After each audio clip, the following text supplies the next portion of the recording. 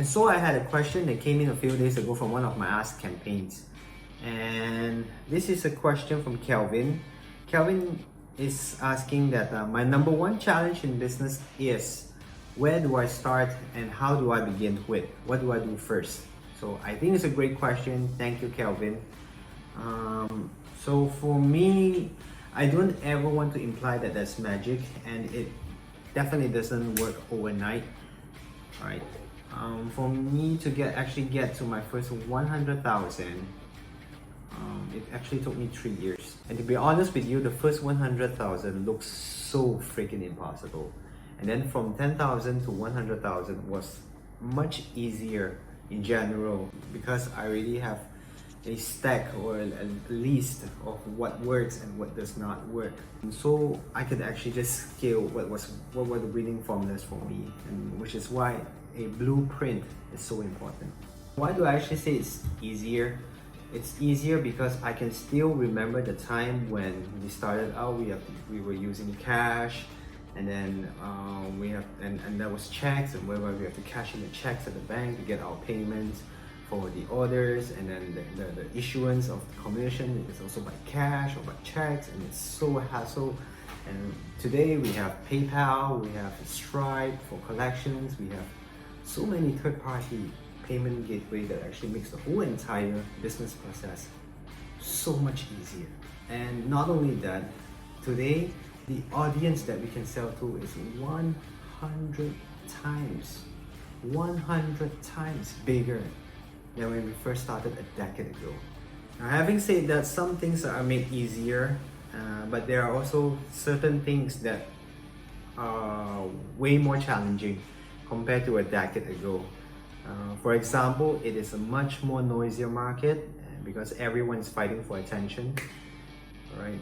A few years ago, I don't think I was even aware of Facebook ads. Yeah, there was Google ads and Google AdWords, but now Facebook ads and Facebook campaigns is so popular and made so easy to use. Those are some of the things that certain things are easier and certain things are more difficult or more challenging. And here's a very good question from John. John says that her biggest challenge in her business is, how can I grow my business when there are a lot of businesses with the same product under a different label, right? So how can I attract more clients? Love the question. I mean, this is very, very good question. I think it's very important. Now, there is a little hack on how to differentiate your product and your brand, which I will share in the next video.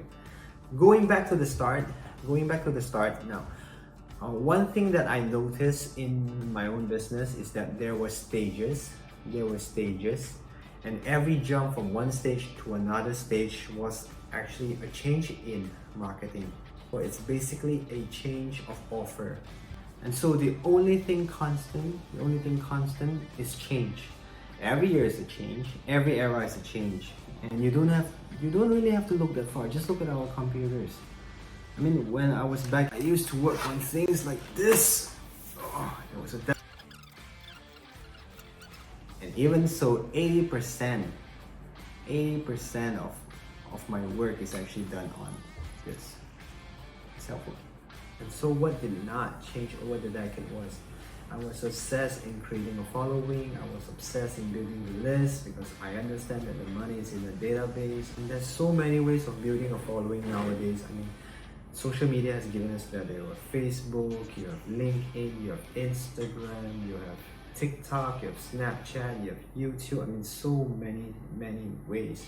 And I can still remember when I was a lot younger, back in my younger days, when we were giving out flyers, we were giving out pamphlets, we were giving brochures on the street. I mean, on the street, the bus stations, the train station, the terminals, we were handing out, creating attention, getting contacts. But whichever platform that you may choose with, find one that suits you. And the key here, in my opinion, is the engagement and to build relationships. So I will always be focusing on building a following. I will be focusing on putting up a good offer, and as how Russell says it, always over delivering on the offer, over deliver on your offer, and focus on your marketing for that offer. Those are the three things that will not go away, and that has not changed since a decade ago. It's still the same, and if you are not breaking through with your business, and it's always comes back to one of those three things. I will always focus on building a following and focusing on putting up a good offer and putting good marketing on that offer. And there's so many things you can build today. I think technology has made it easier, whether you want to do a broadcast, whether it's publishing, whether it's building funnels, pages, and so many different things. And I remember reading from Ping Jun how Mark Zuckerberg can actually change the algorithm in Facebook, right, with a snap.